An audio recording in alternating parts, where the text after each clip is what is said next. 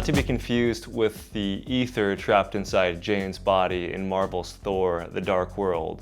This ether is much safer, and it'll keep you a lot cooler on those hot summer rides. The Giro Aether MIPS is Giro's new flagship cycling helmet. It's a pretty nice upgrade to Giro's previous helmet, the Synth, and stands at the top of the line for 2020 cycling helmets. But are the improvements really worth the steep price tag of $350?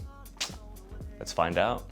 So the cool new feature on this MIPS Spherical update, which I'm sure you've all seen by now, is the helmet is made from two shells that move independently from each other, replacing the old MIPS liner. Now, this is cool.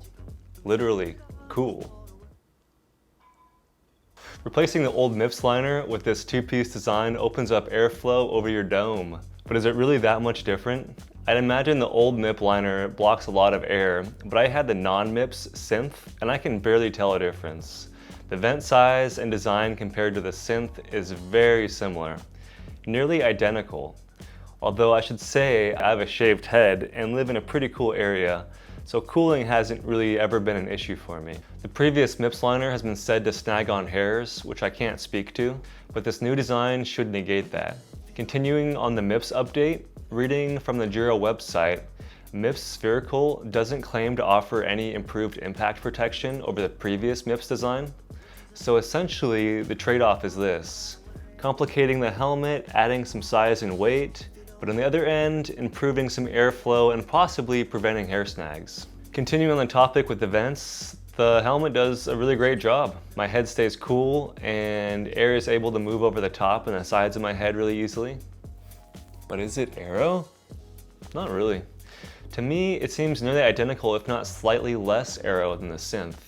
And this lines up, as Giro doesn't state any specific aero improvements over the Synth or any other helmets. Not to say this helmet isn't slow by any means, it seems totally fine. But if you want a little less drag bombing down hills or in TT mode, there are no doubt better options out there for you. But how about that new Roc Loc 5 Plus retaining system? That's gotta be pretty sick. Nah. Seems about the same to me as the old system, which was great.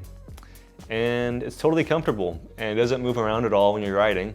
And it does also feature an extra point of adjustment.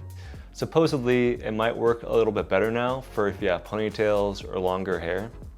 But for me, it really doesn't seem any different. But Pete, you gotta admit, it does look cooler.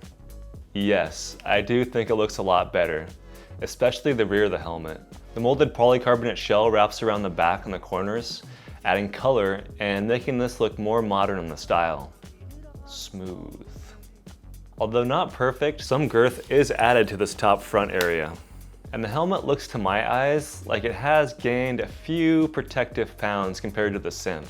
Personally, I want my helmet to be as small and minimal as possible. And while I can still fit into the medium size on this, I'm not quite sure if it totally fits the bill. One more thing to quickly note, the added rubber sunglasses grippers. They are pretty cool, but honestly I think the previous Synth, how it was set up, worked totally fine.